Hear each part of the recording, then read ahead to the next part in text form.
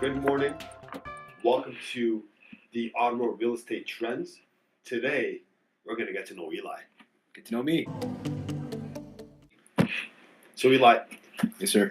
what got you into real estate? I graduated from university in Carleton, did a major in finance and economics. As an intern for a bank, after about a year, I quickly realized I love sales, I love interacting with people, and I was a problem solver. I just didn't want to climb that corporate ladder and just be another number. So I explored my options, had a conversation with a friend over coffee back in 2013. He said, why don't you get into real estate? Okay. And the rest was history.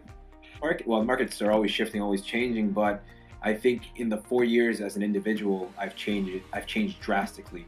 I've crafted what I know my strengths are, and I've outsourced what some of my weaknesses are to build that super team and to really get to all my clients' needs. Give us a situation where you, as a realtor, came in to save the day. The agent came in, no conditions. You know how the Toronto market's been crazy. Lo and behold, 2 days before closing, I got an email from my seller's lawyer. They're not going to be able to close because of finance. Oh, wow.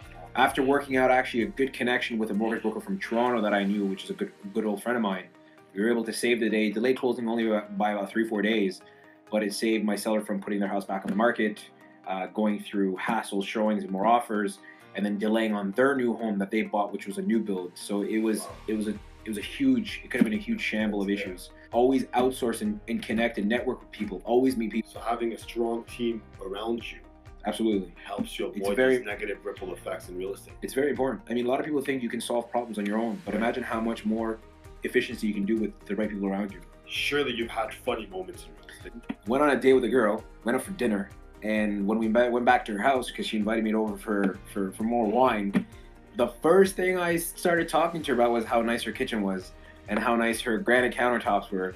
And then I snapped out of it. I said, wow, I really love real estate. It's a passion of mine. It's a hobby, but yeah, absolutely. Talking real estate on a date. Yeah, that's how you know when you're a realtor. You talk about countertops with a girl on a date. What about your saddest moment? Saddest moment was actually last year when I sold my mom and dad's house that I actually grew up in for most of my life in Orleans. It was a huge milestone for my mom and dad to get their home sold and move into their brand new home. But it was also a sad moment, you know, having that final walkthrough. Created a lot of memories there, but that was probably one of my saddest moments in real estate. Enough about real estate.